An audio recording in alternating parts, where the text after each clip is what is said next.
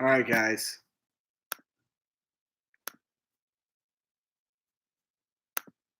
This is going to be juicy. I got a lot to talk about, a lot to soak in. Um, I'm going to wait for maybe a few people to kind of get in here in the chat. We'll see what happens. But I have to give my thoughts on this. Not trailer footage. It's not a trailer. It's footage from D23 Star Wars Episode 9 because I'm a huge Star Wars fan.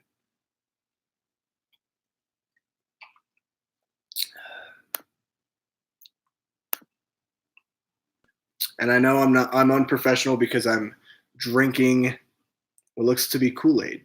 It's not Kool-Aid though. I need to keep the throat fresh so that way I can talk and get my full thoughts out here. So I don't want to make this a long video for those of you that are watching after the fact, but I do want to give my thoughts on this Star Wars footage. So I watched it hours ago, and I've kind of been going back and forth. I watched it a bunch of times, and I'm trying to formulate like my thoughts and the best way that I can share how I feel about this. So obviously the big thing is Dark Ray. Okay, I want to kind of save that for last because I have a couple theories. What you get in this footage, though, obviously with this footage you get some old stuff from the original. Let me turn on a light over here. There we go. Hopefully that's better.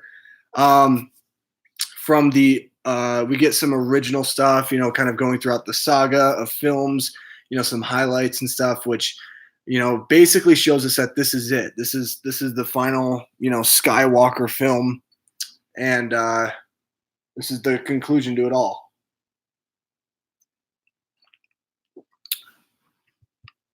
Then we get a really cool shot of Rey, Finn, Poe, the whole gang looking, they're it looks like a desert planet or a desert setting, maybe Jakku, maybe Tatooine. And then you see this like kind of city with, life and it's not super vibrant. Everything looks a little dirty, but it looks like it's a city of some sort.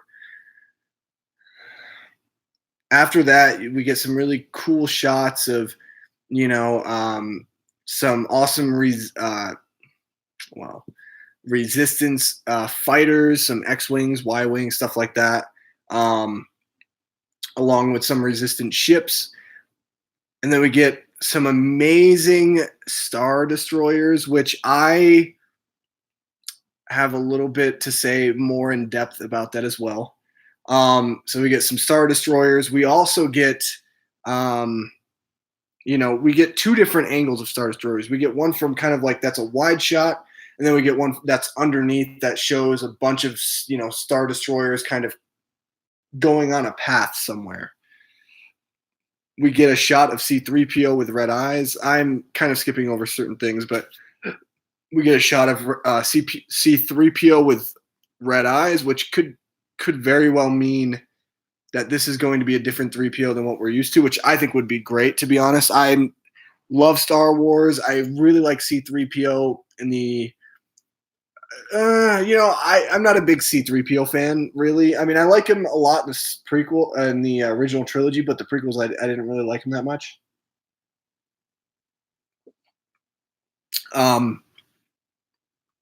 It feels like with 3PO they've never really known what to do with him. So you get all that stuff, which is pretty cool. And so we get C-3PO with the eyes, and then we get with the red eyes. Then we get an amazing shot of Kylo Ren coming out of his ship, his TIE fighter. Got the lightsaber ignited in the snow, so that's cool. Maybe it harkens back to Episode 7, which would be really nice. And then we get some awesome shots or one awesome shot of Kylo and Rey fighting on this. It looks like a beacon or some type of tower that's underwater, maybe some remnants of the Death Star. And they're, it's like the last confrontation between these two characters. And then the shot everyone wants to talk about after you hear some breathing, some Palpatine verbiage. You get Rey in an all black Sith cloak with a lightsaber design that's almost like a nunchuck that comes out, and she has the dual red lightsabers. Now, this is incredible. I think that shot, there's a lot of speculation. There's a lot of different theories. And I want to go into that a little bit, but I want to wait till the end because I have that's my biggest drawing point for my theory on this. I think this was a great little footage teaser. It's not a trailer or anything like that. I do think we're going to get probably one more trailer that they'll drop at like Monday Night Football. And that's it. I really don't want anything else for this movie. Like, I want to go in not knowing a lot because I love Star Wars. This is my franchise. This is everything to me. This is what makes me love movies. And if I can go in without really knowing a ton about this film, I will be really happy and I'll be able to get a lot out of it. Now, I want to talk about these starfighters because or Star Destroyers. I'm sorry, not starfighters. These Star Destroyers, they're not First Order destroyers. They're old school Imperial destroyers. Which means I think that, and this is a theory, again, I don't know anything, I don't want to know anything, but I think Emperor Palpatine has been growing his army for years. He's been hiding. He's been going around fighting all of these different Sith, these different Sith relics, and he's been scouring throughout the galaxy, and he's been building up his empire. And I cannot wait for this freaking movie. These are Imperial destroyers. That is huge. That is significant. That means that we could see a war between not only the First Order and the Resistance conclude, but the possibility of a war starting between these two, Resistance or New Rebellion, as I like to call them, First Order, and the Empire, baby. The freaking Empire is back, okay? Amazing. Sold me right there. That shot alone sold me. Like, I'm ready. C-3PO with the red eyes, I think that they're going to switch the 3PO that we know. They're going to make him more of a battle droid, I think, knowing, their odds. And so I think, the red eyes symbolize kill. A lot of these droids and books and things like that of lore and canon, deep extended canon of Star Wars, droids with red eyes usually meant that they were out to kill. And they weren't necessarily nice droids. And I think that that's what they could do here with C-3PO. It could also just be a false shot, what does that mean? That means that maybe they're all looking at something that is red, or there's something kind of sucking 3PO in that, is very mystic and different. So we don't really know, but I think because we've seen a trailer already where 3PO has weapons and he has armor on and everything like that, like he's ready to battle, I think that he's definitely in kill mode. Now let's get into the Dark Ray stuff. I am a theorizer, guys. Especially about Star Wars. That's the thing that I love theorizing the most. I've heard a couple theories. I've heard it's a vision. And if it's a vision, I will be pissed. I'll be really pissed. I'm going to be blunt, and I'm going to be open and honest with you guys. I do not want it to be a vision. That to me is a cop-out. That to me, it has been done so many times that I don't want to see that. I'm tired of the whole vision, or like, this is what could be if you make a couple of mistakes, Ray. Don't want that. I don't want that crap. Get it out. I've heard the thought or the theory come up of, well, maybe Rey has to, you know, learn the dark side of the Force so she can draw back Kylo. Not a bad idea. Not a bad idea, but this Rey, if you freeze frame this Rey, okay, she is pale. She is pale, super white in the face. She is so zoned in on the dark side of the Force and her capabilities of using the dark side of the Force. That's not something that can be trained in 5 minutes. That's something that takes years to craft. My theory is this, and you might have heard this already. And I want to talk about the reason why. Let me go the reasons why I think that this is the direction. This is who Rey is. Okay. Episode 7, we learn of this character named Rey. She's by herself. She's living on Jakku. She has no idea where she came from. She has no idea who she was. She has no idea who her parents are. And she's trying to figure all that out. All of a sudden, she gets these heightened Force-like sensibilities that just came out of nowhere, okay?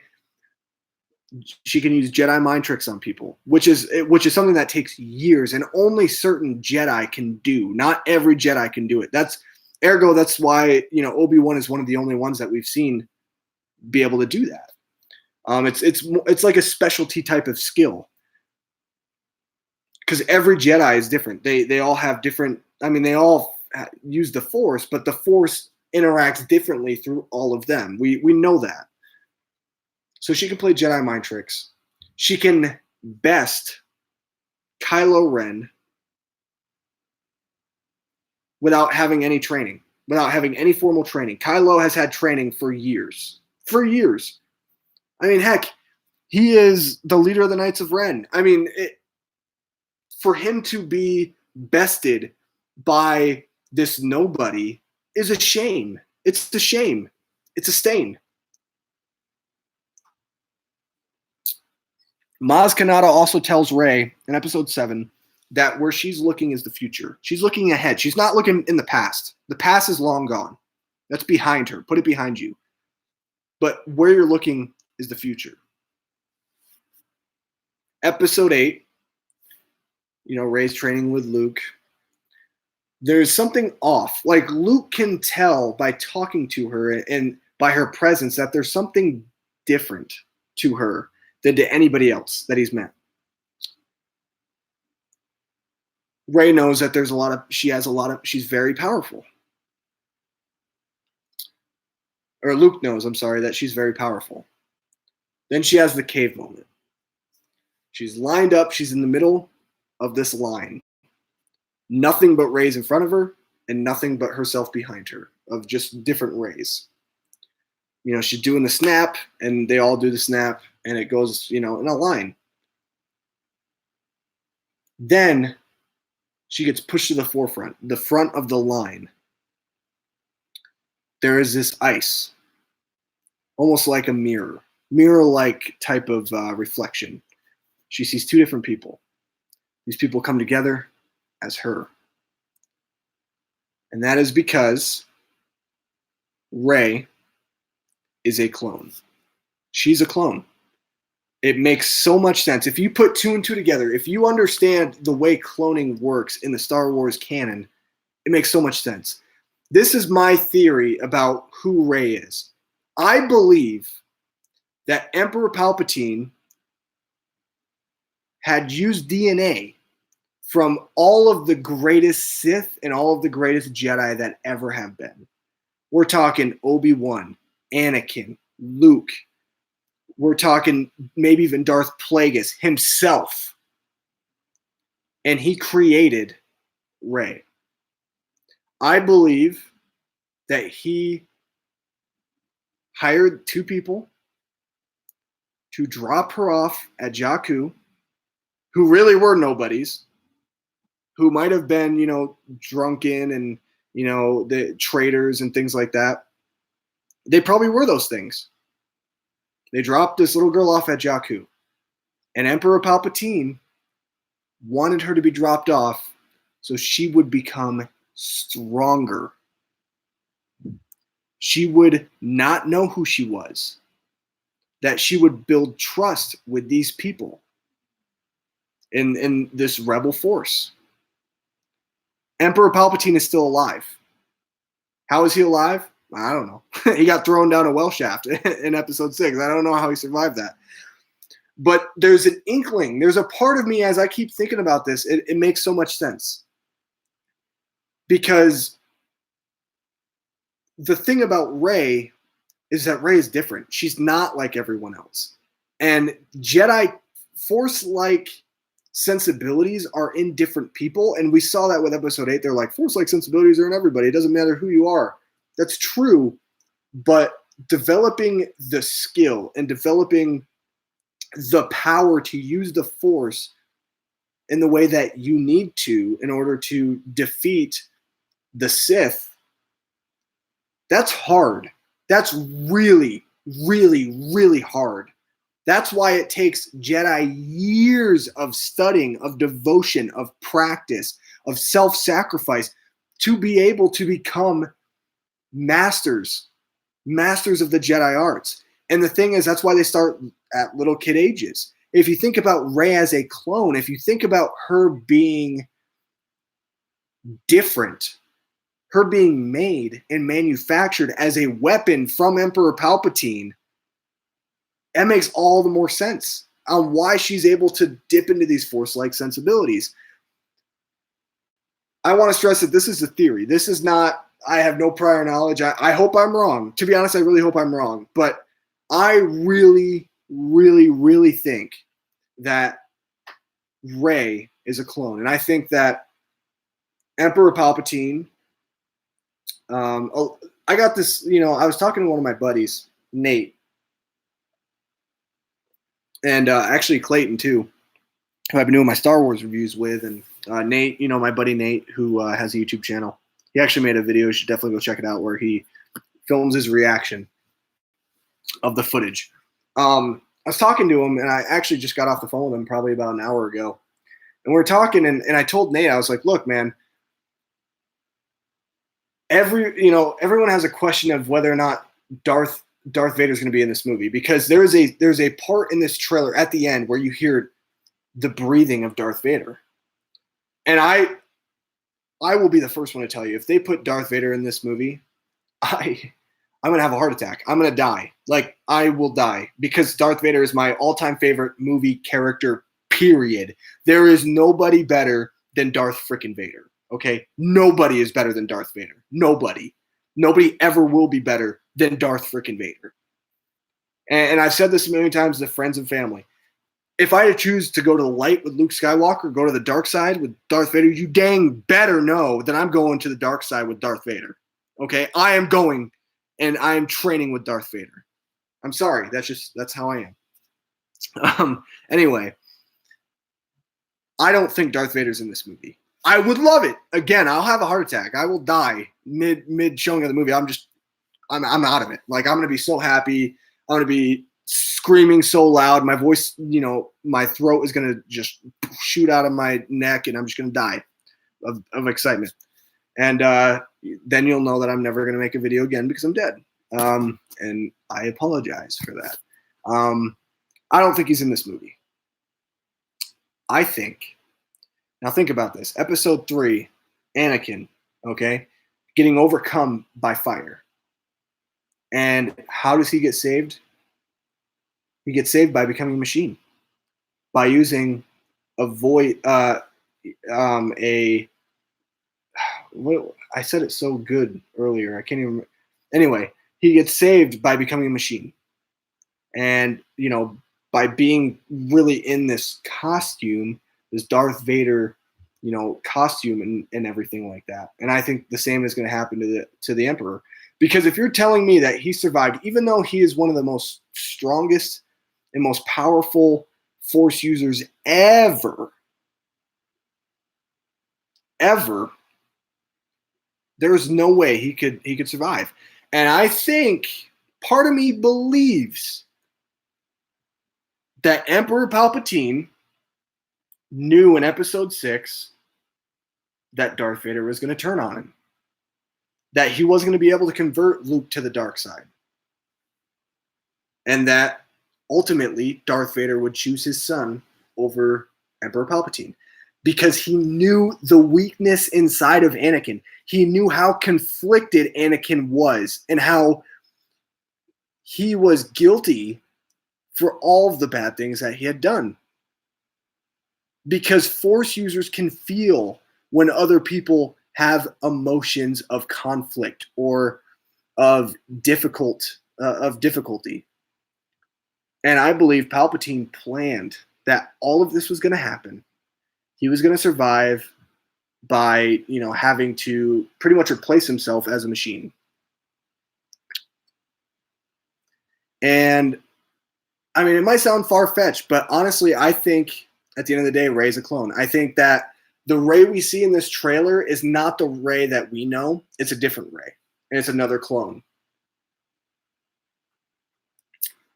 And I think when he says this is the end of your journey, I think what he's saying is you're not dying. I'm not killing you. It's the end of your journey as who you thought you were. Because you are going to become who I want you to be. And that is what I think would be so powerful and so amazing if they were able to pull something like that off. I think, could you just imagine that Rey is not the person that we thought she was?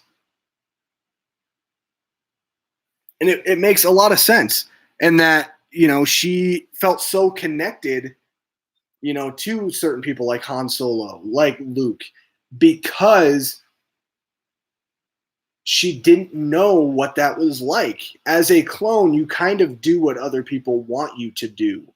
And it's so easy for you to switch. I also think that we could see Rey turn in this movie for a little bit. And what I mean by that, our Rey, I'm not talking about clone Rey. She is a clone, but our Rey, the one that we know, and the one that we've been watching, episode 7 and episode 8, and now episode 9 going in, she's our main character. I think she could turn. And the reason why I say that is think about episode 3. The stormtroopers, they were so faithful to the Jedi Order. They were devoted to that cause. They had friendships with the Jedi. And when Palpatine executed Order 66, something switched like that. It's like screwing in a light bulb. All of a sudden, all these people that they were close with, this Jedi Order that they were okay following, they completely turned on the Jedi Order. They start mass murdering the Jedi, making them pretty much extinct. That is not, in my opinion, a coincidence. And I think Palpatine, we haven't seen him turn on that switch yet for Rey. I think he can easily make her turn because she's part of him, because she is a clone. A clone does what their master wants them to do, no matter what. That is why I feel like for Rey, it's really hard for her to have emotions towards certain people. We've seen her have emotions, sure, but I feel like a lot of the time those emotions aren't truly validated, where I feel like there's always been something off about the way that she treats a death than maybe, say, other people. Or, the way she treats Finn and why she's having a hard time figuring out like her relationship with certain people. And I really think at the end of the day, I think Rey's a clone, and I think that they could be setting up for something amazing. And honestly, a lot of people could say, well, it's really sci-fi and out there, but I honestly think that this is something that we could see happen. And also another thing too is with this 9th film, this is the final movie of the Skywalker saga. They want to tie in everything that we know, prequels, original trilogy, everything. Anakin was a clone. He was created by Palpatine. And I believe I believe full-heartedly that Rey is a clone. I really do believe that. And Miscreant, you can leave the chat. I don't know why you're still here, so why don't you leave? How about that? If you're gonna be, rude, I'll be rude right back. I don't have patience with idiots, so go and troll someone else. Anyway, and thank you for your view. It means a lot. But anyway, yeah, I think Rey, honestly, I think that she's a clone, and I think they've been setting up this story thread since episode 7, and I think that's why we don't know much about her past, because she doesn't know anything about her past. And I think that is going to be, I think that's going to be really important moving forward, for the story, because we do know that there's going to be an episode 10, 11, and 12. There's got to be, and I think that what we intended to see was the final confrontation of Kylo and Rey battling it out, duking it out one last time. I think that could be a misdirect. And I think that instead, maybe they're going to have to team up and fight the Empire. How awesome would that be? I will be floored. This will be the greatest movie in history for me if Darth Vader was in it, but I'm just kidding. It's not going to be the greatest movie in history. Maybe it could, or it could be the worst movie ever. I don't know. We'll see. But I think that they can set themselves up here for something truly amazing. And I'm really excited for this movie. I cannot wait. I think that this is just going to be a lot of fun, and it's going to be a good time. I can't wait to just go to the theater and just watch this movie. And it's going to be awesome. I'm not even gonna respond to the moron in the comment section. What's up, Mike? How you doing? Dual saber, yeah, it's awesome, man. I actually saw a cool GIF of on Twitter. It was when she flips open that second saber. There's a pocket. It's like one of those pocket knives that have or Swiss Army knife that has a corkscrew and all that stuff. It was really funny. Yeah. They will have to explain a whole lot if Palpatine is still alive. That's my thing too. I think if they decide to go, oh, Palpatine just survived and there's no effect or damage to him at all, I think that's just such a cop-out. To me, that's really stupid. And it really doesn't make a lot of sense, because it's like, well, so you're telling me, even though I know he's super powerful, that you can't defeat him then? Like, there's no way of stopping Emperor Palpatine? They could do that. Now, they could do it, but I don't think that they would do that, because they would really lose the audience. And even the diehard people like me who know a lot more than just kind of the casual moviegoer, they're going to lose me. I need it to make sense why he's still alive. I need it to I need to understand the effect that he went through going down that mine shaft, and also I need to also know if this was all a plan, if he knew that all of this was going to happen. Because we do know that, there's been some information out there that he's been looking for the ancient Sith relics, and he's been kind of playing with Kylo in that same effect. So I don't know. We'll have to wait and see. It'll be a vision. Dude, I hope not. I honestly feel like that's probably the route they're going to go. Oh, this is a couple steps, bad steps, Rey, and this could happen. And I would hate that. Honestly, that would suck, in my opinion. I would hate that. If they go the route I want them, she will definitely be a new Sith in training. I would love that. I would not be opposed to that, Mike. And if you notice, with Rey, it's very different, because, for example, with Luke, there was always those obstacles. You know what I mean? He had a very clear obstacle, but he never truly had a problem with the temptation from the dark side of the Force. And I feel like with Rey, she's a lot easier to be tempted and manipulated, especially if she's a clone. That would make a lot of sense. But I would love for her to turn to the dark side. Now, one thing that I have been hearing is, oh, well, what if Rey turns to the dark side and you have Kylo has to turn to the light side and bring her back? in my opinion, I love Kylo. He's my favorite character in this new trilogy. I don't want him to be redeemed. He can't be redeemed. Whoever, like, if you kill Han Solo, there's a written law. If you kill Han Solo, you are not going to ever be redeemed. You are unredeemable. And that's how I feel with Kylo, is that, you know, he is so far gone that there is no coming back. And so if Rey truly turns to the dark side, maybe she defeats Kylo and she turns to the dark side. And imagine this, Mike. And I told my buddy Clayton this. I said, could you imagine if we're in the theater, the movie's about to end, Rey defeats Kylo, Emperor Palpatine comes to Rey, flips the switch, she turns to the dark side of the Force, and the movie ends. Could you imagine that?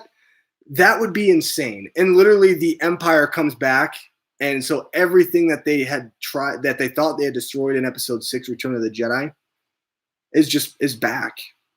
And really, because I was talking to Clayton and I said, look, like, if you think about it, the Empire, yes, you know, they defeated the Empire, but then the First Order came, and the First Order, yeah, they're in power and they're powerful, but they're nowhere near the Empire. They don't even hold a candle to the Empire. And the Empire is a dominating force. I don't know if anybody can truly defeat all of those Star Destroyers. I have a hard time believing that that people can. I don't know. But could you just imagine that? That would be amazing. She should be Palpatine's granddaughter. I have problems with that. I have issues with that. I honestly think that that's, again, I feel like that's another kind of cop-out. I don't think they're going to go that route at all. I don't think there's any inkling of Palpatine even having a kid or having like a wife or anything like that. I'm sure that, I mean, dark side users, you know, they don't follow Jedi protocol. They don't follow the Jedi order, so they're going to do the opposite of what the Jedi do. But honestly, I don't see that happening. I think more so she's a clone than anything. Again, you know, just an idiot in the chat who has no life and thinks that he can try to destroy our joy. I don't get that. You know, I'm gonna rant here for a couple minutes, and you guys don't ever see me rant. I usually try to like keep my composure. I try to keep calm because I get morons like this all the time in my chat. If you come on here and you say things like miscreant here, okay, and I don't care if you're 10 people, I don't care if you're 50 people, and I don't need you on my channel. Go find someone else. Go troll someone else. I'm not going to give you the time of day. And the thing is like, I come on here, I talk about my joy, I talk about my opinions, I'm open, I'm honest. You know, I'm open to your guys' opinions as well. If you notice, I don't ever say, like, for example, like Mike, when you said she should be Palpatine's granddaughter, I said, I don't necessarily agree with that, but I'm not going to poo-poo on you. You know what I mean? I'm not going to be like, oh, Mike, you're stupid, you don't know nothing. I don't do that because everyone has a valid opinion. Everyone should have their voice heard. And that's what I try to make the channel about. It's about having your voice be heard and being able to share, you know, my feelings on things and being open and honest. And I make these videos. I make these videos for you guys, but I also mainly make them for me because I really enjoy the opportunity to just talk about things that I can't really talk to a lot of people about, you know, in my social circle because they just don't care or they're not as informed. And so for people to come on here or people to go on any stream or any creator's page, it doesn't matter if that person has 1 million subscribers. It doesn't matter if that person has 0 subscribers. You should never go on a page with the intent of you suck, blah, blah, blah. Like, why are you talking? Why are you blah, blah, blah? Because you sound like an idiot. You sound like you're 5 years old. You sound like you live with your parents and you sound like you have no life. And I honestly have better things to do than waste my time looking and feeling insecure from people like this. I don't need your subscription to my channel. I'll be perfectly fine without it. I don't need you coming on my stream. And like I told him, thanks for the view, because he came on not once, but twice. You know what that means? I got 2 views out of that. So thank you, Miscreant. Thank you. Thank you so much. You hated my stream so much that you came on twice, gave me 2 views. You gave me the time of day to comment on my chat, And it says a lot about who you are as a person. So if that's how you find enjoyment in life, man, you're gonna have a hard life. You're gonna have a hard time finding friends because honestly, like, do something with your life. Isn't trolling like 5 years too late? I mean, come on. I mean, we're a better society than this, are we not? I don't know how you found my stream. Obviously you care about Star Wars because that's what my stream's about. It's about Star Wars. So don't try to turn anybody off from their opinion because you don't agree with it or you think that they're not as intelligent as you. That's ridiculous. Get a life, and I really hope you're never on this channel again, to be honest. And if you want to come back on this channel, how about you try to have some nice things to say? Don't just sit there and bash on people and be a hater of everything that's enjoyed. That's the problem with fandom. That's the problem. That's a big problem that I have with Star Wars fandom. And he could be one of those guys. I don't know him, but he could be one of those guys who hates the new trilogy of Star Wars movies, and he's just like trying to bash people that like the Star Wars. What Disney's done with the Star Wars movies. For you to this is not about Miscreant because Miscreant didn't say anything about this, but this is in general. One of the terms I hate the most, one of the things that irks me the most. You want to see me go off? I dare you to test me, and I dare you to call me. I dare you to say I'm not a fan of something.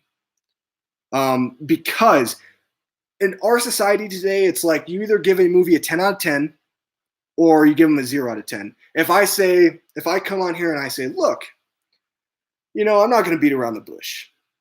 Let's just say for Marvel, I love this Marvel movie. I really liked it, but I have problems with this. Oh, so you hated it? No, I said I really liked the movie. I just have problems with it. You know what a true fan is? A true fan is someone who is not blinded and follows blindly whatever happens. All hail Star Wars. All hail George Lucas, everything. And stick their head in the sand when there's a problem. They're like, there's no problem. I don't know what people are talking about. A true fan is someone who acknowledges that there are problems with the thing that they are fans of. I'm a diehard Yankee fan. Diehard Yankee fan. You will never see a bigger critic of the New York Yankees than me. I am a huge critic of the Yankees and of their problems. When they're at their highs, I admonish them. When they're at their lows, I get pissed off because I'm a fan. And that's the same thing with Star Wars. That's the same thing with anything. So if you're one of those people who come on here and you're poo-pooing me and saying I'm not a real Star Wars fan because I like the new trilogy, screw you. Go away. I don't need you on my channel. Go find something else to do. Star Wars is one of those things where it's like taboo now, and I hate that. I hate that we can't just come together as fans and, understand that we have differing opinions. I don't like the prequel trilogy, but I'm not going to bash on anyone who does. My buddy Clayton is a big example of that. He loves the prequel movies. I'm not a big fan of them. I like episode 3 and that's it. But I'm not going to say, Clayton, you're not a real fan of Star Wars because blah, blah, blah, blah. That makes me sound stupid. Because the people who say that, they're not fans. They're not fans. And Clayton's the same way. Clayton likes the prequels, but he's not blinded. He understands that there's problems, and he'll admit them. I'll admit them.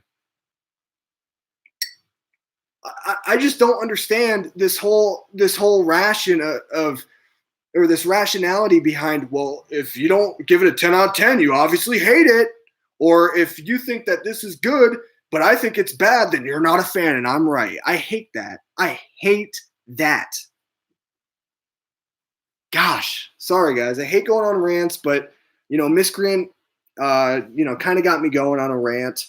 And again, if you're going to come on this channel, I want you guys to come here. Like, I'm not trying to disinvite anybody. I want you guys to come here. I want to talk movies with you guys. I want to see you guys in my live streams. I love talking with you guys. Like, it's awesome because I don't have people to talk to in my, regular life about these things because people just either aren't informed or they don't really care that much. And it's not that they're not fans. It's just, I think they have other things to talk about, and that's fine. But I also want people to respect one another. And I try to respect you guys. I respect, this is the first time I've ever really even, had a rant or kind of been pissed really at people, at this one guy who's coming into the chat and trying to ruin a joyous moment, a good time for what? I don't know. Because he gets joy out of it, I guess. And he has no life, I guess. But this is the first time that you've ever seen me like this. And I'm very calm because I've had this happen in all my streams. I always have somebody who always, trolls and has to, try to get their 2 cents in about, how I suck or how I should just shut up or whatever. And I never say anything because at the end of the day, it is what it is. And, for everything you do in life, you're always going to have, people who admonish you and people who hate you. That's really how it is. And it's sad. It really is. Sorry about that, Mike. I am so sorry. Sorry about everyone watching after the fact. I will keep myself in check, but once you get pushed to your limit, you kind of just go off, and obviously he's not here. So I scared him off. I think he probably didn't think that I was going to actually even say anything, and it might even be someone that I know who's just trolling me. And if it is, then I'm kind of disappointed in you, to be honest. Like, if we have a relationship outside of here, it's just kind of disappointing. I don't think it's someone that I know, though. He hesitated. Okay, Mike's bedtime reviews. A lot of laugh. Thanks for the view. Yeah, I mean, whatever. I got to make the best out of the situation, right? He didn't really give me a lot of choices. Sorry about that. My TV is just like super bright. He hesitated to kill his mother, so maybe there's a tiny part that loves his family except for Han, because maybe he wasn't a good father.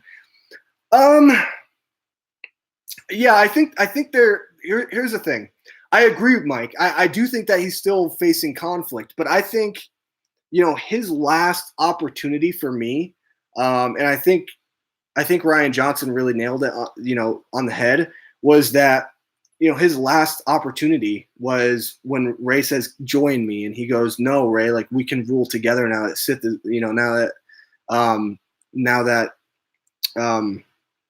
my gosh, Snoke. Now that Snoke is dead, like, we can rule together. Like, this could all be ours." I think he was just too far gone at that point, and he's very power hungry. He realizes the opportunity that's there for him, and I mean, who's going to challenge him? Like really? I mean, is Hux really like that big of a threat? No, he's not. And so I think at this point, he's, in my opinion, if you kill Han Solo, if you kill anybody who kills Han Solo, kills Luke, whoever, you're not redeemable at that point. And I think that Kylo does have to die in this movie. I really do. Now, they could try to redeem him and make him a good guy, but I don't really think your fans are going to be happy with that. I really, if they do that, they're putting themselves in a corner with all of the hate that they've been getting from The Last Jedi and even Solo, and they need a winner. They need a winner bad, because if you already have one divisive film, if you have two divisive films in a row going into whatever your next thing is, that looks bad. That looks really bad on a franchise. So I don't know. I don't think he's going to get redeemed. I don't think he can at this point. I think he's too far gone. That escalated quickly. LOL. I can't wait for that to happen on my channel. Some dude coming on to talk crap because I have an opinion different to theirs. Yeah, I don't really know, Mike. Again, I don't know what his deal was. I think he was just trying to be a troll and whatever. But I mean, when you come on here and your first thing is "bug off, dude," for what? I mean, he didn't even give me a reason. Like, he literally didn't say anything. I mean, it sounds like he's a guy who goes from stream to stream and just, bashes and talks crap, to be honest. And that's sad. If you spend your time doing that, I mean, get a life. I don't really know how it's like, how to be nice about it. I just think I don't know. It's a missed opportunity for you to, find something that maybe you like, or, maybe you'll find content that you want to follow. So I don't know. I don't know what his deal was, but he's gone now, so it doesn't matter if he comes back. Then I'm probably just gonna block him, to be honest. Uh, and here we go. Uh, I'll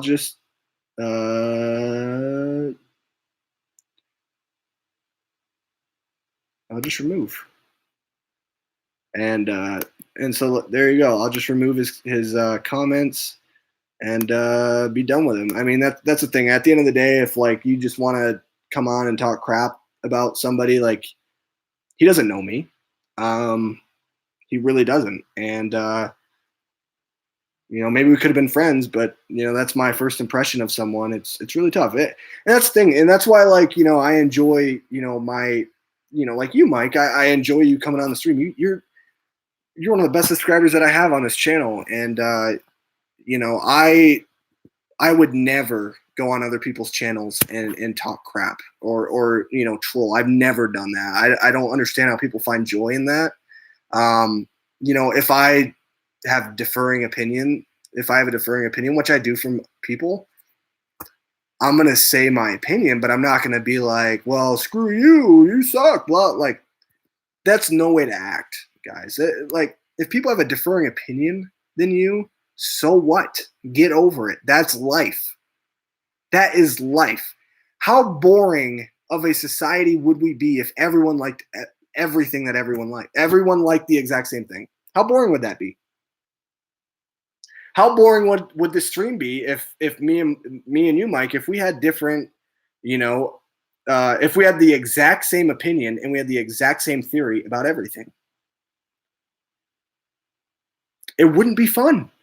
Like, and I see right now you're putting your opinions, and I'm looking forward to reading them, and I'm looking forward to talking about them, and that's the thing is like we can learn from one another. We don't need to try to tear each other down. What's the point? What is the point of that?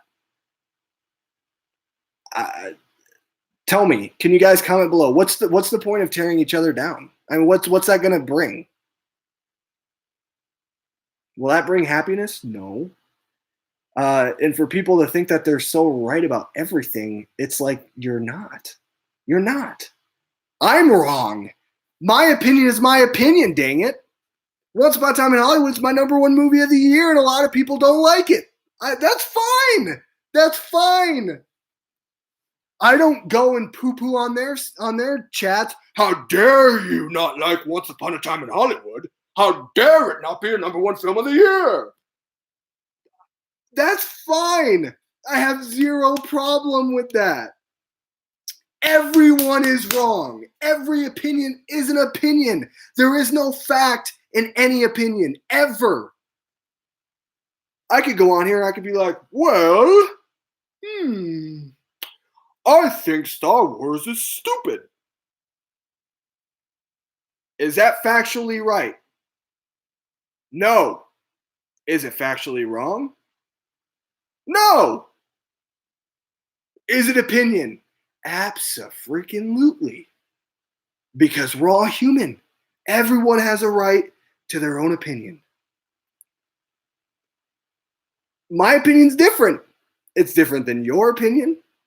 It's different than my wife's opinion. My wife, she's awesome. One of the first things I told her, I was like, look, if we're going to get married, okay, you need to watch Star Wars. Every single movie. You don't need to like it, but you at least need to know it so we can talk about it. And that's maybe a little extreme. And she's watched every Star Wars movie. She goes with me every single opening night to watch every Star Wars movie. She's going to watch The Mandalorian with me. Does she like Star Wars? Yeah. Not as much as me. When me and her disagree on something, do I go, how dare you? You're wrong. I'm divorcing you. No, because that's stupid. That is stupid. She's entitled to her own opinion.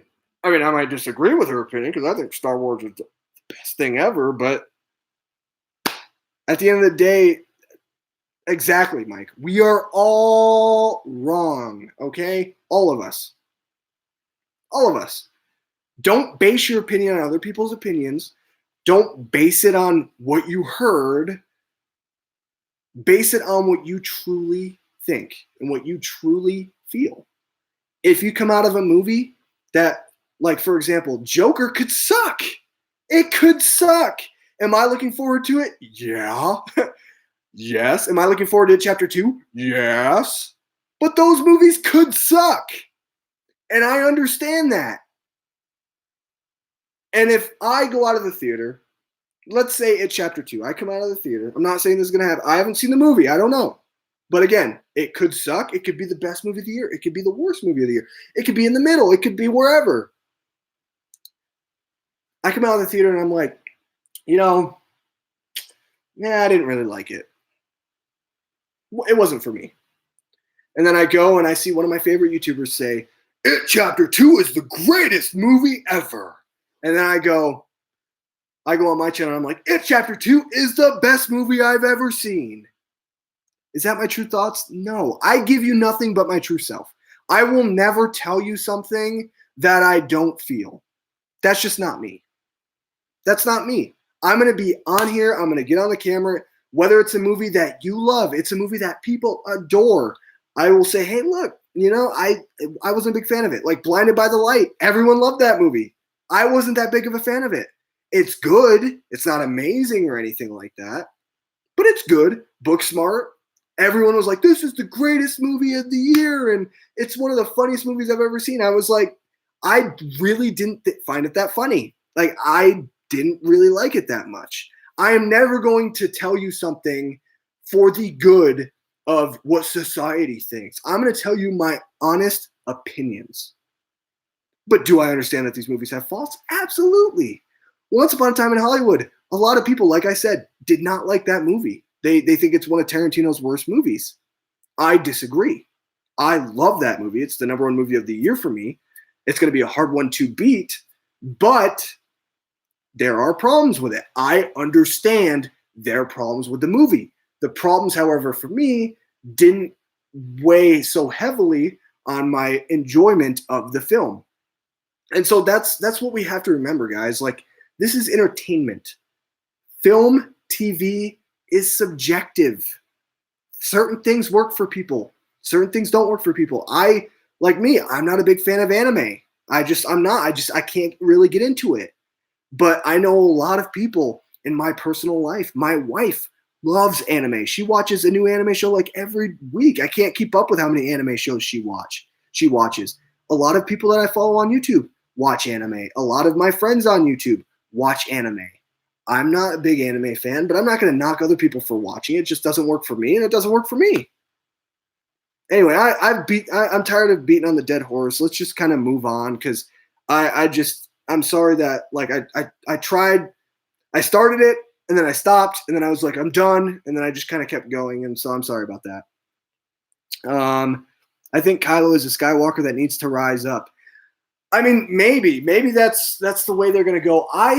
My thing with the name of Skywalker, before I saw the footage and before I kind of started thinking more and more about the idea of Rey being a clone, I was thinking that Skywalker maybe would kind of defeat the whole kind of split between the Jedi and the Sith, and that would kind of be gone. Like the definitions of a Jedi and a Sith would be gone, and that the balance to the Force would be all Force users are just called Skywalkers. But I don't know now. Now that I feel like Rey is a clone, maybe Rise of the Skywalker means that Emperor Palpatine's back, baby, and he's got an army, that he's risen, and they have the DNA of the Skywalker. So we'll see. I don't know. But you might be right, Mike. That's something that they could do. I don't think Kylo's redeemable, but it wouldn't.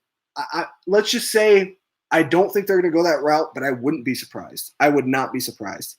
And possibly save Rey from the Emperor. Yeah, I think that they could team up. I really do. To me, it becomes, I'm going to use my enemy as a friend to defeat a bigger enemy. I mean, we've seen that done a lot in movies, so we'll see. He'll probably die in the process, but I think giving Kylo a chance to redeem himself by helping Rey come back to the light would be a great moment. That's a really good point. Mike, that's a great point, because the way you wrote it, it's making me think of episode 6, where Vader helps Luke destroy the Emperor, even though we know he's not truly gone. But at the time, destroy the Emperor to redeem himself, and in the process, he died from it. And that is really cool. I like that idea, actually. I would be okay with that, Mike. That's a really cool theory. That's a good one. Because that's reflective of episode 6 so much. That's awesome. I can't believe I didn't think about that, dude. That's, yeah, great opinion, great theory. There is no point. They are just opinions. Yeah, exactly. We are all wrong. A lot of people liked Stuber. I thought it was cringy. A guy with a different opinion. Yeah, that's me with a lot of movies, man. I like Hereditary. A lot of people thought Hereditary was the best horror film since The Exorcist. I didn't really like it. I thought it was okay. I didn't think it was scary. And that's the thing. Again, you're gonna only see my authentic self. I'm never gonna come on camera and be someone that I'm not. I just can't do that. I'm incapable of doing that. Because when I'm passionate about something, I will be passionate about it. And I don't want to talk about movies if I'm not passionate. You know what I mean? Um, it's it's just silly for me to think that I would ever come on here and pretend to like something that I don't, and for me to pretend to be someone that I'm not. What you see on camera is what you get in real life. Like I, I'm a pretty mellow guy. Like I keep to myself, but I'm also a very social butterfly, and I like talking, and I definitely like talking about movies, man. I drive people nuts around me talking about movies too much, but yeah, I really like that um, yes, told dad my theory earlier, and he was like, yeah, I'm with your dad 100%. That's a really good theory, Mike. I didn't even think about that because that definitely. Oh, my hair is horrible, guys. I'm so sorry that you had to see that, but that definitely harkens back to episode 6. Like it would resemble a lot of Vader and Luke in that last relationship, like that last bit of the relationship that they had, and maybe Kylo will become a Force ghost if he does die. I think he's going to die. I think there has to be some deaths. I think there's going to be more than one death. I do. I don't think Rey's going to die necessarily. I could see like maybe someone like Finn or even Poe. Finn had a fake out death in episode 8, which I kind of wish that they would have followed through with it, to be honest. Not that I don't like Finn's character, but I think it would have brought a lot more to like what they're fighting for, and it would have also brought some more like weight to the movie and like emotional heaviness to the movie. So yeah, remember what Lucas said behind the scenes about poetry and rhyming. LOL. Yeah, exactly. I mean, you want to mirror, and that's what Star Wars has done so well, especially with like J.J. Abrams. He mirrors the original trilogy or like other movies and pretty much all of his films. And I could definitely see JJ doing something like that. But anyway, guys, my throat is completely gone after, kind of going on a rant. I apologize to you guys for having to listen to that rant. I I need to be better. I shouldn't kind of go off on people, and I promise that I will not go off on people so quick next time. It's just it gets hard because you can only take so much. And again, I'm a small YouTuber. Like, who cares about me? I'm insignificant. And even big YouTubers, I mean, really, it's like they're normal human beings. Like, I want to be treated like a normal human being, and I think you should just treat others with respect. Treat others the way you want to be treated. That's something that my mom always told me, and it's something that has carried with me for my entire life. Treat other people the way you want to be treated in return. And Mike, or not Mike, sorry, Miscreant, you treated me like crap. You treated me terribly, so I decided to return the favor, and that's my bad. I felt like I was maybe a little too harsh, but at the same time, I hope you guys understand that I do care about you guys so much on this community, and I care about movie reviewers, in general. It doesn't matter if you have 0 subscribers, if you have 15, if you have barely over 100 like me, it doesn't matter. I think everyone should, even 1,000, a million, whatever.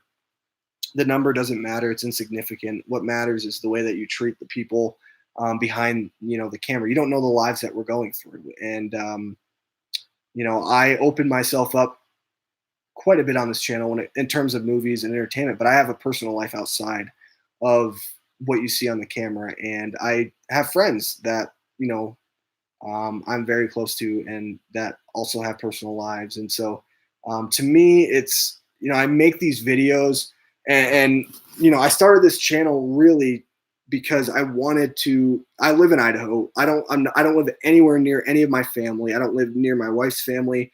And I would always get the questions of like, what do you think about this movie? What do you think about this movie? Should I go see this? And I started this channel really for them.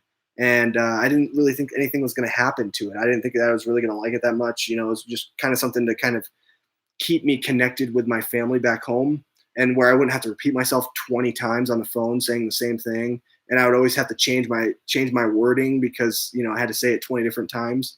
And so it never came across authentic to me. And so I started this channel for that reason, and I've really grown to love it. I really love, meeting friends online. Mike, I consider you a friend. I consider you a friend, and you're a really good person, and you come and you're dedicated to these streams. My buddy Jose, who lives right next door to me, I do know him as a person.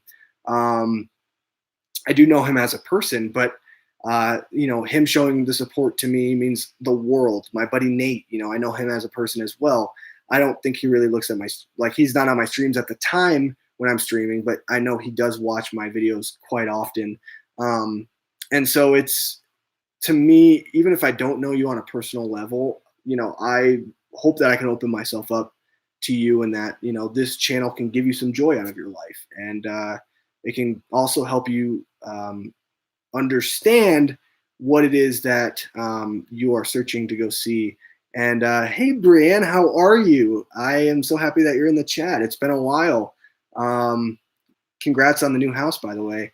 And also, Brianne, what did you think of the footage of Star Wars Episode 9? I talked for like an hour about it. I think Rey's a clone. I think, a lot of different things. You can go back after I'm done with the stream. You can go back to the beginning and kind of see a little bit of my thoughts. But, this is something that I've really loved doing. And it's something that, it's a hobby of mine. It's a lot of fun. And, something about Brianne that's really cool. And I don't know if you want me to share this, Brianne, with my viewers and stuff. But Brianne, she does makeup stuff. Like, she shares makeup. Like, that's her thing. She reviews makeup. Like, I review movies and stuff. And I'm sure she gets, I think the makeup community is probably a lot nicer. I don't know. I have no idea. I'm very out of the loop on makeup, even though I definitely need it sometimes because, look at this.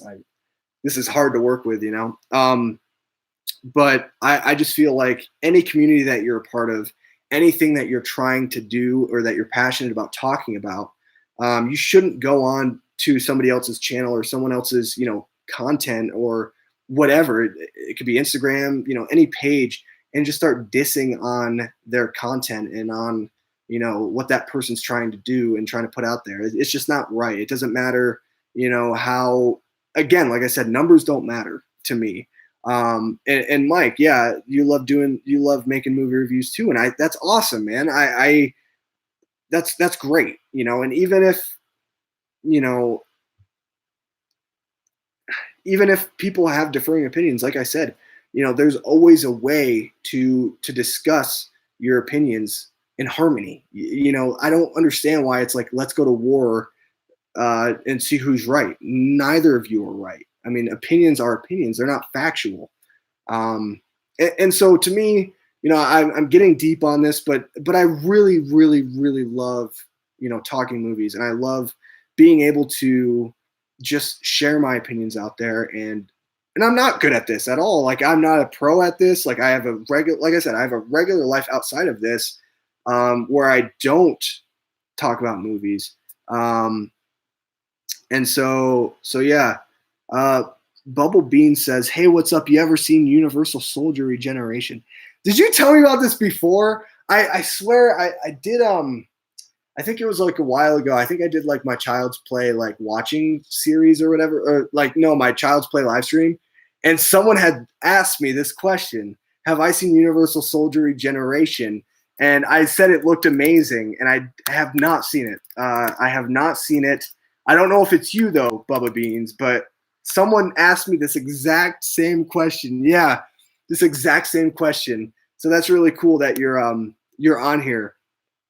And if it is you, how's it going, man? It's been a while. It has been a long time. If it's not you, that is so crazy. That's the second time I've gotten that question on this channel, because I don't recognize your name, Bubba Beans. I mean, you might have been on here before, but I've had a lot of different people on here in the past. So if you have been on here before, I haven't seen it. Maybe that's something that I'll look into in the future. I don't know. I don't even know how I get my hands on that. I mean, I guess there's. Oh, I guess Crackle, it's free. I could probably watch it on Crackle. So that might be something. Hey, if a lot of people are interested in that, I might even do a review on that. And Bubba Beans, if you're new here, make sure you hit that like button. Subscribe to my channel for content just like this, because I post every week, a few times a week. Brian, I think people will always be critical of small channels, no matter which community you're part of. I definitely wouldn't say the entire beauty community is 100% nice. Yeah, I mean, that's true. And I think, at the end of the day, I mean, it's hard. And the reason Brienne and Bubba Beans that I'm talking about this is because earlier in the chat, me and Mike, we always have a good time. Mike is an awesome subscriber. And we're just talking about, what we loved from the footage and our opinions, our theories. And again, we're probably both wrong. I mean, I would love to be wrong. I don't want to go into a movie. I never want to go into a movie thinking I know everything or like getting everything right. Because what fun is that? I love going and theorizing.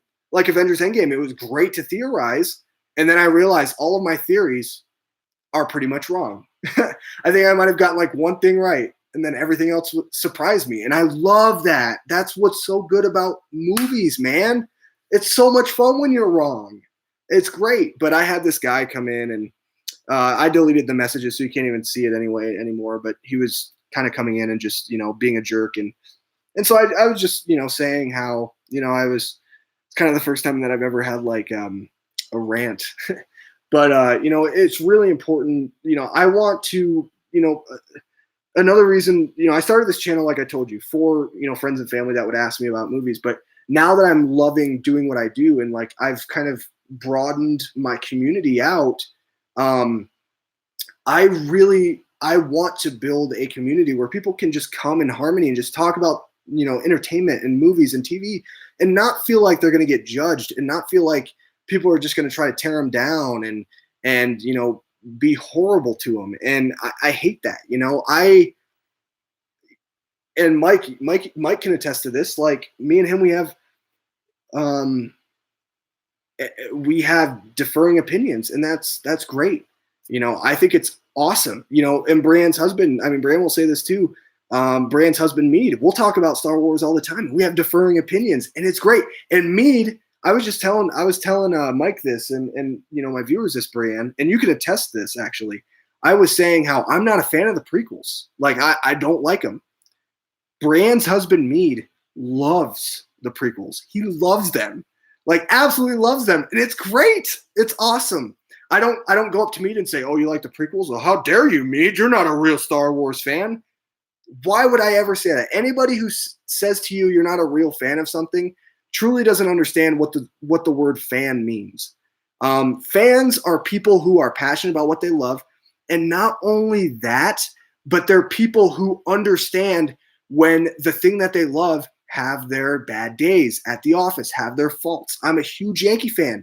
But again, when the Yankees do something stupid, I'm there criticizing them. I'm the first one criticizing them. So to me, it's silly. And yeah, Brian, I've heard many discussions about this. Exactly, because that's the thing is Mead loves the prequels. And I love that. I love that he loves the prequels. I think it's awesome. Mead is, and don't ever tell Mead he's not a true Star Wars fan. He knows a lot about Star Wars. He knows a lot about the MCU. He's a really smart guy. He's awesome. I love talking to Mead about movies and talking to him about, pop culture things, because he has a different opinion than me. I don't want to talk to someone who has the same opinion than me. That's boring. That's to me, that's boring. I'm sorry. I hate that. I really, really, really hate that.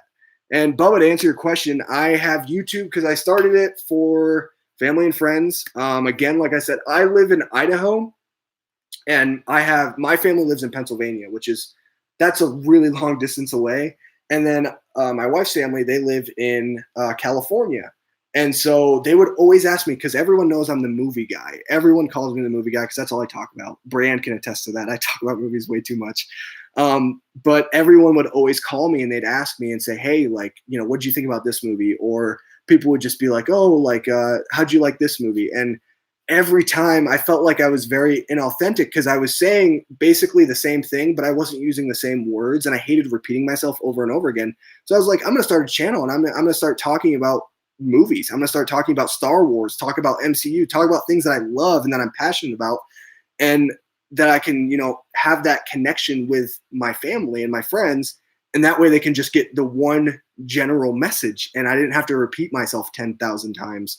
And some of them still don't watch, my videos, and that's fine. I'll try to tell them the way that I said it in the video, but it made it a lot easier. And then it became something that I truly loved doing on a personal level. And I realized that there's a community out there of people, that I don't have in my social circle that I can actually talk about the things that I'm passionate about, that they also have the same passions about. So that's really why I do what I do. But yeah, it's just cool that like we started talking about Star Wars for like a long time, and I'm sorry that this stream has kind of gone off the deep end. And I feel bad for you, Brandon Bubba, because you came on here thinking we're going to talk about Star Wars, and we talked a lot about that, but it's kind of become this now too. Can you answer my question, please? It's genuine. Oh, okay, yeah, I did. Because he loves movies, Bubba, and also for family. Do you want to create a part of a movie? And if so, what area would you want to do as a job? That's a really great question, Bubba. Actually, I'm going to school right now for business. And I'm always down sorry, Brand, I just saw your comment and then I just kind of changed my words. So I'm going to school for business, but I actually plan on going to law school. So, I want to be a lawyer, and I really actually do want to make films. I want to do something independent. I'm really interested in the filmmaking process, like writing, directing, acting as well. Like I really love acting. So probably everything really when it comes to, I just want to make my own stuff. And I feel like it's easy to, there's so many avenues now, like YouTube, and there's so many ways to kind of get your voice out there and your expression and your art, your art out there for people, to view and to enjoy. And we'll see. I don't know if it's ever going to go anywhere. It'd be cool, but at the end of the day, I love talking movies. I'll always do that. And I do want to make some things, and I don't know how far along I am. I do have some scripts that I've kind of written, like generally, like bare bones, but we'll see. Someday, hopefully. I'm always down for community drama. Yeah. Sorry, Bran. I feel really bad, but yeah, guys. Again, thank you guys so much for everything you guys do. Star Wars is my favorite franchise. It is literally, talking about Star Wars is like talking about, it's like talking about life to me. I have just been, Bubba, let me get to your comment in a second. I just want to finish my train of thought. Star Wars has been something that has been so, it's weird. I mean, Star Wars, it's weird because Star Wars is just a franchise, okay? It's just a movie and it's just entertainment. But to me, like, movies have been more than that. And I have built my love of movies because of Star Wars. It is because of Star Wars that I'm such an avid movie fan, and I love all sorts of movies. Star Wars was the thing that got me interested in films, and it got me interested in filmmaking, and it got me interested in the sci-fi genre. Sci-fi is my favorite genre. There is no genre in my eyes that's better. Again, opinion, guys, opinion, not a fact, opinion. And so to me, being able to come on here, talk about Star Wars, talk about this franchise that I have loved for years, ever since I was a little kid. It means the world to me. It's so awesome. You know, my favorite Star Wars movie of all time is Empire Strikes Back. I think it's a cinematic masterpiece. It is perfect. Does it need to be everybody's favorite Star Wars movie? No. No way does it need to be everyone's favorite Star Wars movie. And it's not.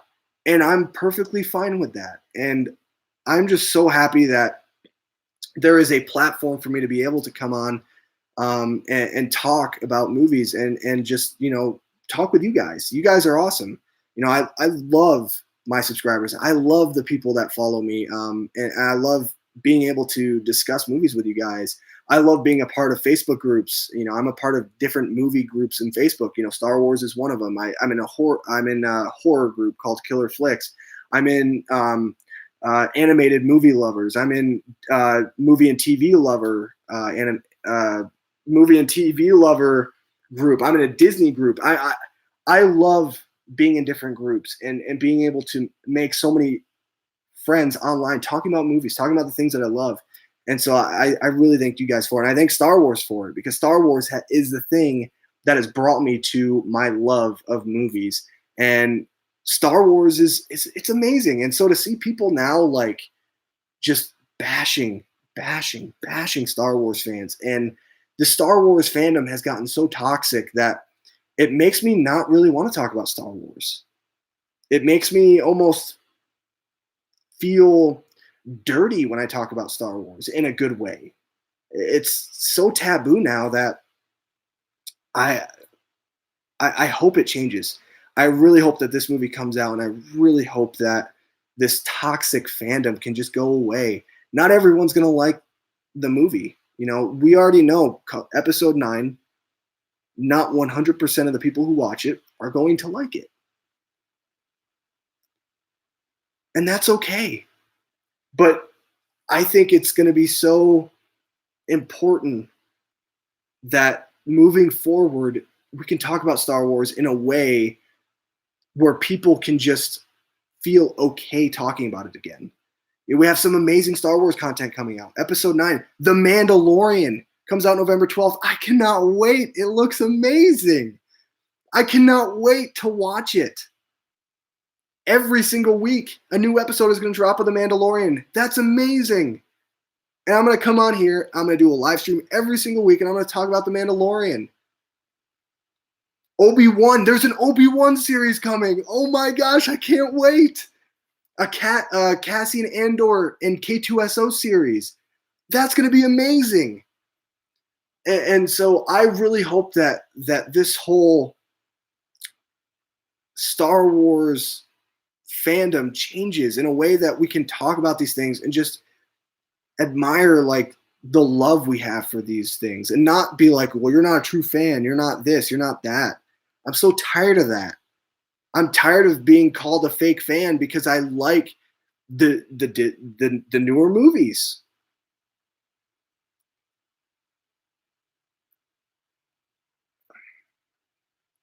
I want it to change, and I hope it does. I really do. I'm not expecting that this movie is going to be the greatest Star Wars movie ever. I don't have those expectations going in. I just want to be entertained. I want to have a good time. I want to be able to watch a Star Wars movie with fellow fans in the theater who are fans just like me, who love this series, and we just have a fun time. We cheer, we laugh, we not cry per se. That's just weird.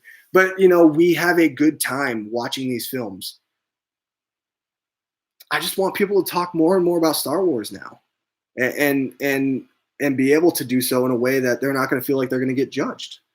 That's my little rant on Star Wars. My rant is done, guys. I'm tired of ranting. It's been interesting so far. Thank you guys so much for staying in. Bubba Beans, if you got stories to make into films, would you have the capabilities to make a movie? Not right now. I don't have the equipment. I don't have the team. I don't have really the time right now, Bubba. I am a college student, and so that really makes it tough. Not saying that I wouldn't want to make a movie. That'd be amazing. But I do have personal things. I also have a wife. My wife picture. I'm terrible with this. Is right there. That's my wife, and I need to make sure that I'm spending enough time with her, and that I need to make sure that her needs are met and are satisfied. And so it's right now it's tough. I could say that I have the capabilities of making like a short film or something, of course, with like a very low budget and very low cast, but I don't have the capabilities to make a full length feature film. No. Star Wars is life, man. You're dang right it is, Mike. It's life. What if you played a role in a documentary on making a film? That'd be kind of cool. I mean, to me, I think that I'd probably have to have like experience first, Bubba. But I mean, that'd be cool. I mean, if I have the experience, I'll do, I'll do whatever. Like, I think documentary movies are awesome. I really like documentaries a lot. Best Star Wars movie is Red Letter Media Review, Mr. Plinkett. Mr. Plinkett. I've never heard of that. I'll have to watch it. Is that like a fan film? I agree, Bubba. Star Wars: The Phantom Menace is the most disappointing thing since my son. LOL. Wow. I hope you're joking, Mike, about your son thing. But Phantom Menace, hey, again, Brand's husband Mead, he likes the Phantom Menace. That's great. Clayton, my buddy Clayton, who's come on here and reviews with me, he really enjoys the Phantom Menace. I think Phantom Menace, I think there's a lot of good things in the movie. I do think there's quite a bit of things to like in the film. It has, in my opinion, the greatest Star Wars lightsaber battle sequence between Qui-Gon Jinn, who's one of my favorite characters, by the way. I think he's very, very underrated and overlooked. And Obi-Wan Kenobi against Darth Maul. I think that's the greatest Star Wars lightsaber sequence ever. I wish more of the movie could be like that, but I think parts of it are very good. And then you get parts with like Jar Jar Binks, who I think is just an atrocity, very big misdirection. But again, it's really easy to kind of look at it now and have the perspective of, how could people even watch this movie? I mean, you gotta remember, like, Star Wars was gone for years.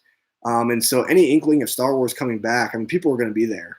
And some people thought it was the greatest Star Wars movie ever because of the nostalgia factor, where that plays a huge role in the way people view certain things.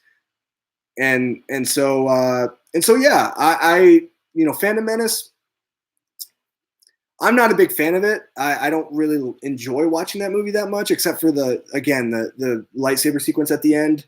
I think a lot of it is cringy, but at the same time, I don't diss anyone who likes it. I have friends who like it personally, people that I know who like it, and I'm not going to be like, how dare you like that movie? That's stupid. That's just kind of, ignorant in my opinion. He doesn't get the reference. He's got to look it up.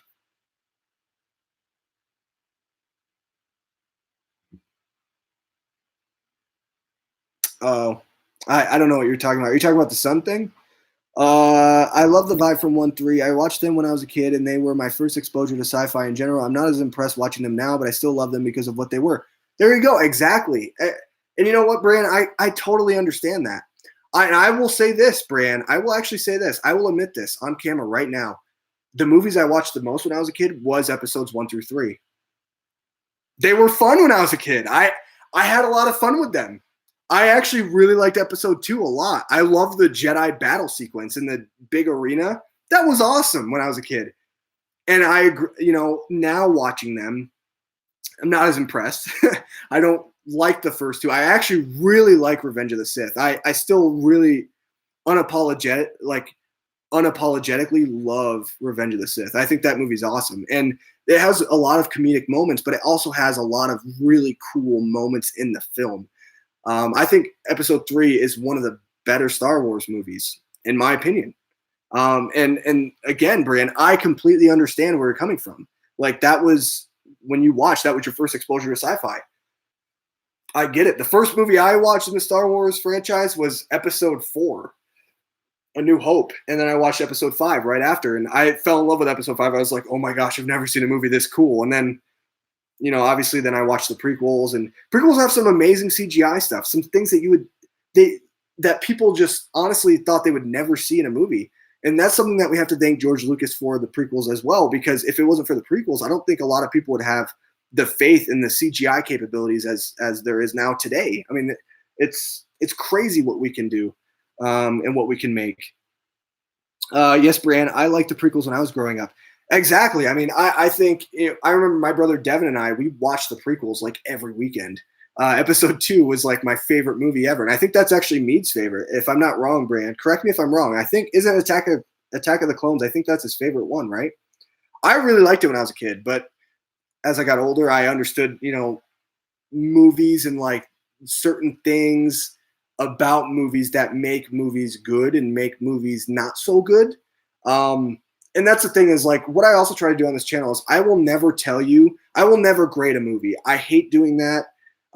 Because my grade is different from your grade. What I think is an A is probably not an A for you.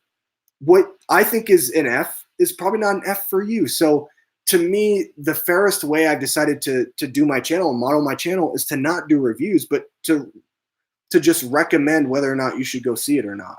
And I've thought about doing ratings and stuff, like doing my own rating system. And I realized, I really like the way that I do it now. And I think it's very valuable to the viewer to know if they need to spend their money to go see a movie or on a certain movie or not. I try to at least save you guys, a couple bucks, here and there. And I hope I do that. I hope I can give my honest opinion. And, if you say, I want to go see this movie anyway, that's great, and so that's the thing. At the end of the day, I loved Once Upon a Time in Hollywood. Did a lot of other people, not really, but I loved it. It's my #1 movie of the year, and that's where I am. How is it a nostalgia factor when 90% of the audience was born after Star Wars came out? When 90% of the audience was born after Star Wars came out, I think. Are you talking about like today? Because if we're talking about Episode 1, Phantom Menace, I don't know if we have facts to back that up because that seems a little out there. Because a lot of people, here's a nostalgia that I'll say, and it's coming back to your point, Bubba. I think that nostalgia plays in two different ways. I think it plays by the actual viewer itself. Like in Brianne's case, she watched the prequels as a kid. She loves the prequels. It brings a nostalgic factor to her life. When she watches them, she finds joy in them because, she watched them when she was a kid, and she can think about when she was a kid and think about all the good things that happened when she was a kid. That's one way nostalgia plays a factor into someone's personal life. The second way nostalgia plays a factor is based on their ancestors, like based on their family. For example, a really good illustration of this is Stranger Things. Stranger Things is a show that's set in the 80s era. I was not alive in the 80s. I was born in 95. So I really don't know a lot about the 80s. But what I do know about the 80s, I know a lot from my parents who lived in the 80s, or I know a lot from other people who lived in the 80s, or I know from movies in general. And so nostalgia plays a factor in different ways. So I think with Star Wars, for me, nostalgia is, when I was a kid, I watched, this movie. It could have been out in the 70s. It could have been out in the 80s, whenever. I loved, and I wanted to go see the sequel that came out now. There's that nostalgia for me. But it could also reiterate, like if my parents told me like, hey, I loved this song from the 80s or something, or the 70s, and it's in a movie, I can harken back to my parents' nostalgia and kind of have my own personal nostalgia from it. I don't know if that makes sense, but that's the way I think of nostalgia. It's not always like you as an individual, but it could also be other people that you're close with, or other people that, also have nostalgia from certain things. Misa called Jar Jar Binks. Yeah. Oh, good old Jar Jar. But here's the thing. I don't like Jar Jar Binks, but if they made a Star Wars movie, if they announced tomorrow, we're coming out with Star Wars, a new Star Wars movie, Jar Jar Binks, a Star Wars story, I will be there night one. Day one, I'll be there. It's sad, but I will. Yeah, I think so. And you're talking about Episode 2 being his favorite. I think it is. I think nostalgia was baked into the advertisement and marketing campaign It never existed. The reality was manipulated and manufactured. I mean, that's a good. I mean, that's valid. That's a good point, Bubba. I think there's a lot of there's a lot of validity to that. And nostalgia could play a part in that. And you're right on the money with that. But I also think that, it's also based on the individual and based on like maybe experiences that they've had with other people that have kind of touched them, to nostalgia. The craziest part about Stranger Things is that they successfully created a sense of nostalgia in people who definitely weren't born yet. The 80s styles are totally hot again in the beauty community. And that's great. See, I wouldn't know that. And guys, like, we need to remember, like, Brienne, she reviews beauty products, and she has a big voice in the beauty community. And definitely go check her out on Instagram. I don't know if that's something that you guys are into or anything, or if you guys have girlfriends or whatever. But she does a great job. Oh, my throat is gone. I sound horrible.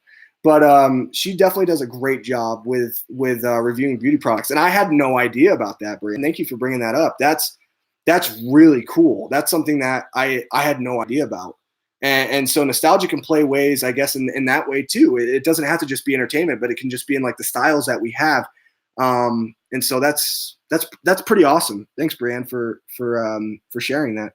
It was an experiment, a box office flop redone with modern special effects to test, study, and after release for maximum profit.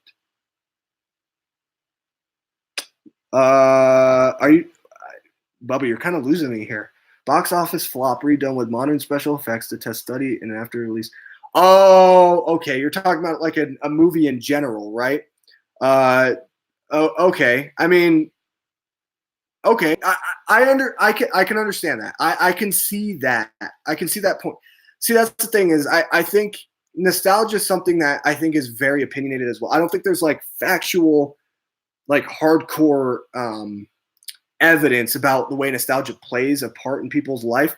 I think the way that we can see the facts is like how Brian was saying, like, a style coming back into the 80s, or like from the back in style now. That's factually relevant because it shows that people truly care about the nostalgic factor of, a certain brand or a certain, style or whatever it is. And so, it could definitely help the business of whatever company is trying to advertise. I like, for example, I think Eggo, the waffle company for Stranger Things, they're making a lot of money because of Stranger Things, and it's really working out for their favor. So it's cool. It's cool. I love nostalgic things. Like, I love VHS tapes. I think that's awesome. My wife and I, when we went to Pennsylvania, we stopped at her aunt and uncle's house, and we stayed with them for like the weekend. And they had VHS tapes of like every Disney movie ever. And so, we totally watched Sleeping Beauty on VHS. It was amazing. I loved it. I loved it. So VHSs are cool. Jar Jar Binks the movie. Yeah, again, I'd be there day one. Breezy. Yep, that's her Instagram page. So if you guys are interested in that, definitely go give her a follow. She has some really good content, and it's pretty cool. Again, if you have like, everyone has a, if you have like, women in your life, you can definitely go there and, find products, and learn more about things that you don't know. Because, for example, like my wife, she likes makeup. She's really getting into makeup lately, and I have no idea about any of this stuff. So it's a really good way to understand more about like cosmetic products and even like probably healthier products, right, Brian, as opposed to like the bad products for you and stuff. And a thing about Brian is, and I'll say this, is because I know Brian personally. Brian is very authentic. She will never, again, she's like me. She will never tell you something that she truly doesn't feel.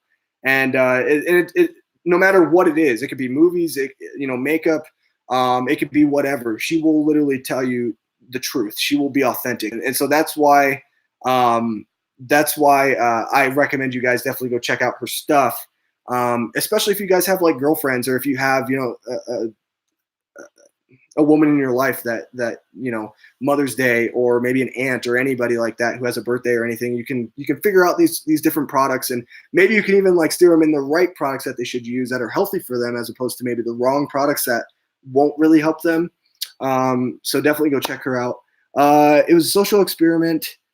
and oh, sorry, whoa, my brain just like shut off.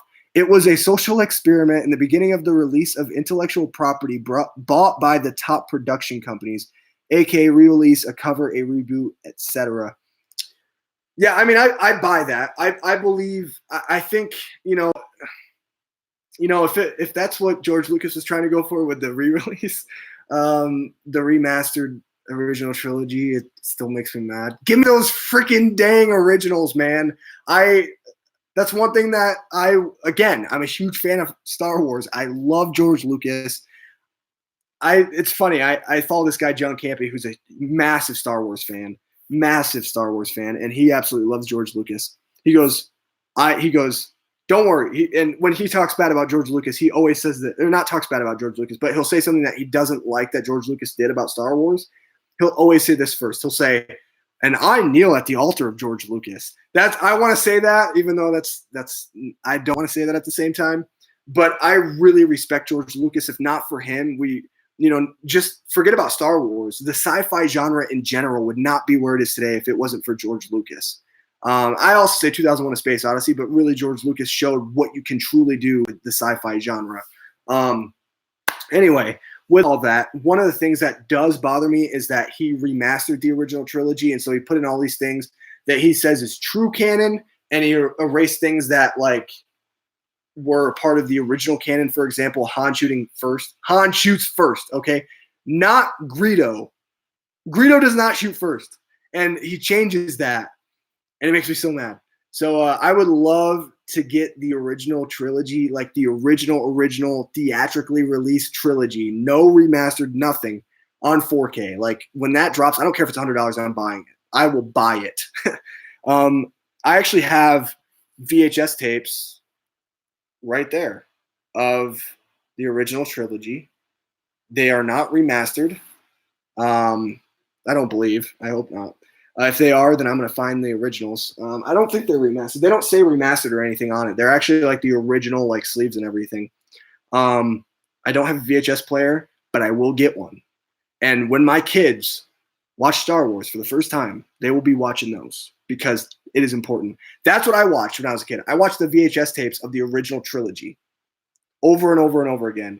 And then when my dad ended up upgrading to DVD with the original trilogy, we got the DVD set. I was like, what is this? What? Like, I noticed the difference and I didn't like it. So teach your kids the original way of the original trilogy. Let's see. Misa going home is the tagline. Oh, good old Jar Jar. And people love Jar Jar. I don't, but hey, I can't hate on him, It is what it is. You ever seen Heavyweights? Best movie ever. I've never seen it. I've always wanted to see it though. I think that's a Ben Stiller movie, right? It's a Disney movie. Yeah, I need to put that on my radar. It's like every time I hear about it, I always have it on my radar. Like I put it on my list and then I just forget about it. But I'd totally love to see that. And maybe it'll be on the Disney Plus because they're putting a lot of their back catalog stuff on their Disney Plus streaming platform. So I hope so because I'm getting Disney Plus day one. And, Mandalorian comes out weekly, so it's not going to be a binge watch show, which I think is actually a good thing because then I can actually talk about it more and it'll be on more people's minds. I'm sure, Brienne, you're going to get Disney Plus. I know you and Mead, you guys will totally get Disney Plus. And yeah, so it'll be cool because then we'll be able to talk about the Mandalorian every week as opposed to binging it all and then forgetting about it in a few days. I know it, Brian. Brian, you guys are awesome.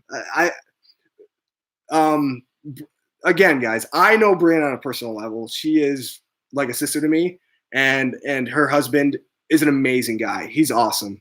And I know, like, you guys are really excited about Disney Plus. I know Meat is. I know he's got to be really excited.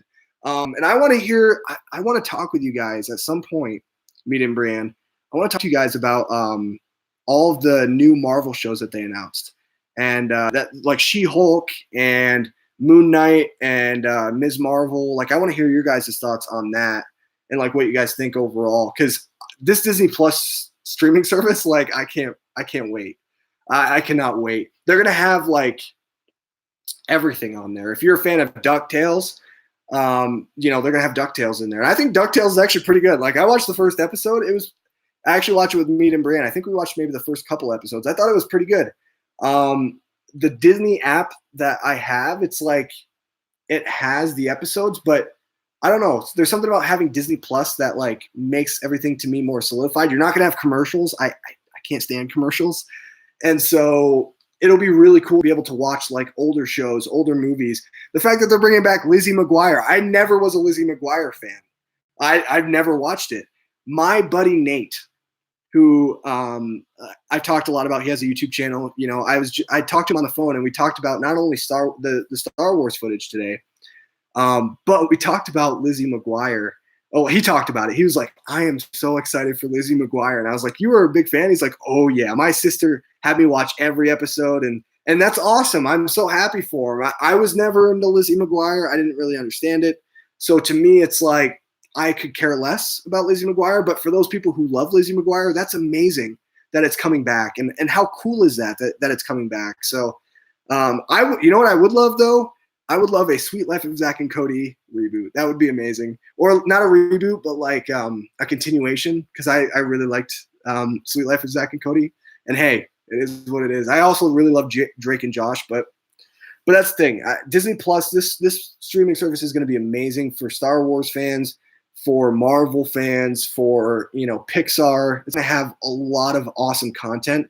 And so I invite you guys, day one with me, get Disney Plus. Let's watch The Mandalorian. Let's watch, you know, Lady and the Tramp, all this stuff. Let's talk about it, and let's just have a good time. You don't listen to viewers, and if you keep remembering recommendations, you ignore in ignorance and arrogance. Oh, no, that's not true, Bubba. No, so what happens is I have a personal life outside of the channel, so it's like really hard for me to like take every single recommendation and like, you know, remember it, because sometimes I'm a forgetful person, and anybody can tell you this. I forget everything. And so it's really hard for me to kind of like remember a lot of certain things. But I do try to make the best effort that I can of trying to remember things that people tell me, and things that people want me to know. So I don't try to ignore, and if I come off as like ignorant or arrogant, I'm sorry. I don't try to come off that way. It's really hard for me to remember certain things, you know? I mean, I am a human being. I make mistakes daily. I'm not a perfect person, and you know, I don't come on here trying to act perfect or be perfect or whatever. I try to be myself, and I'm very capable of making mistakes. I do all the time. But anyway, guys, I think I'm going to be done for this stream. My throat is gone. Again, if you guys want to watch the beginning of the stream where I actually talk about, you know, Star Wars, the Star Wars aspect of it, make sure you go check out the beginning of the stream, like the first 45 minutes to like hour. I'm talking nothing about Star Wars. Make sure you guys like this video, subscribe to my channel for more content just like this. I hope to do more live streams soon. Whatever kind of happens when it comes to like news and things like that. I mean, it's kind of on a day-by-day basis. My review for The Farewell will be up, I promise. I know I've been really slacking in that realm. I was going to do it today, but I went and did, you know, something with a couple of my friends, and we went shooting, and so I didn't really get a chance. But I will have it up tomorrow for sure. I'm also going to go see Peanut Butter Falcon tomorrow, so I cannot wait. That looks awesome.